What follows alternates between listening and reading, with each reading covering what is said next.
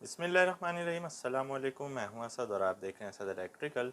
आपने कैटरपिलर के diesel generators में अक्सर इस तरह के ब्लू कलर के स्विचेस देखे होंगे, चाहे वो 3400 सीरीज़ हो, 3500 सीरीज़ हो या S60C सीरीज़ हो। सब में तकरीबन ये हमें लगे हुए नज़र आते हैं। इन पे कुछ नंबर्स होते हैं, किसी पे 60 लिखा हुआ होता है, किसी पे 30, किसी पे 20। तो आज हम इसको देखेंगे कि इसका क्या मकसद है और ये क्यों यूज़ किए जाते हैं। अच्छा, इसकी कोई लोकेशन फ़िक्स नहीं है। अगर आप 3500 सीरीज़ की बात करेंगे तो स्टार्टिंग मोटर के करीब एक जंक्शन बॉक्स होता है जहाँ पर हमारे स्टार्टिंग मोटर सोलेनाइड के स्विचेस वगैरह लगे होते हैं। तो वहीं पर ये इस तरह के ब्लू कलर के हमें स्विच नज़र आते हैं।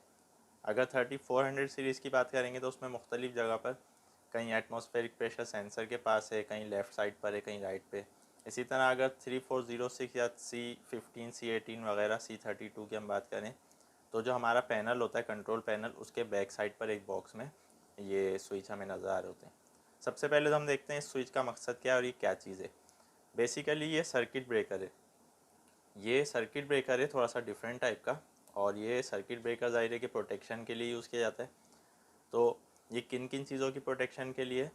जहाँ पर भी 60 लिखा हुआ होगा तो इसका मतलब ये है कि वो 60 एम्पेयर का सर्किट ब्रेकर है। और ये ट्रिप कैसे होगा, इसको रीसेट कैसे किया जाता है? अगर ये ट्रिप होगा तो ये थोड़ा सा बाहर आ जाता है, और जब हम इसको रीसेट करना चाहेंगे तो हमें इसको पुश करना होगा, तो ये रीसेट हो जाएगा। अच्छा, ये ट्रिप किन सूरतों में होगा और ये किस किस तरह से कनेक्ट है, इसके कनेक्शंस को देख लेते हैं। इनका जो एक एक टर्मिनल है वो बैटरी के साथ पॉजिटिव के साथ कनेक्ट होता है। यानी कि जो हमारे जनरेटर की बैटरीज़ हैं, चाहे वो एक बैटरी है, दो बैटरी हैं, उनका जो पॉजिटिव सप्लाई उनकी आ रही है, एक एंड तो सिर्फ़ और सिर्फ बैटरी के पॉजिटिव से कनेक्ट है, दूसरा एंड 60 एम्पेयर वाला हमेशा चार्जिंग अल्टरनेटर के साथ कनेक्ट होता है। यानी कि चार्जिंग अल्टरनेटर की जो आउटपुट है पॉजिटिव की, उसके साथ कनेक्ट होगा।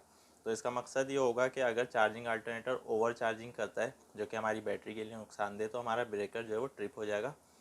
और इसी तरह कोई शॉर्ट सर्किट होता है इस सर्किट में चार्जिंग अल्टरनेटर की तरफ, तो ये ब्रेकर ट्रिप हो जाएगा। अच्छा, 20 एम्पेयर वाला नॉर्मली ECM के लिए यूज़ किया जाता है। अगर इंजन इलेक्ट्रॉनिक है तो ECM को जो बैटरी की पॉजिटिव सप्लाई मिल रही है वो इसके थ्रू जा रही है, यानी ये प्रोटेक्शन का काम कर रहा है। अगर ECM में या उसकी हार्नेस में, वायरिंग में कोई शॉर्ट सर्किट होता है तो ये ब्रेकर ट्रिप हो जाएगा, हमारे ECM को प्रोटेक्ट करेगा। अगर इंजन इलेक्ट्रॉनिक टाइप नहीं है, उसमें एक्चुएटर वगैरह है, तो जो भी हमारा स्पीड कंट्रोलर वगैरह है या एक्चुएटर है, उसके सीरीज़ में कहीं ना कहीं ये लगा हुआ होता है। अच्छा, इसी तरह 15 एम्पेयर जो लिखा हुआ होता है, अच्छा कुछ पे 15 है, कुछ पे 20 है, कुछ पे 30 भी होता है। तो नॉर्मली 20 और 30 वाले स्टार्टिंग मोटर के सर्किट के लिए यूज़ होते हैं और 15 एम्पेयर वाला ECM के लिए यूज़ होता है। तो अगर 30 या 20 एम्पेयर लिखा हुआ है तो उसका मकसद ये है कि एक एंड तो उसका पॉजिटिव से ही कनेक्ट है, दूसरा एंड उसका जो है वो स्टार्टिंग मोटर मैग्नेटिक स्विच के साथ कनेक्ट है।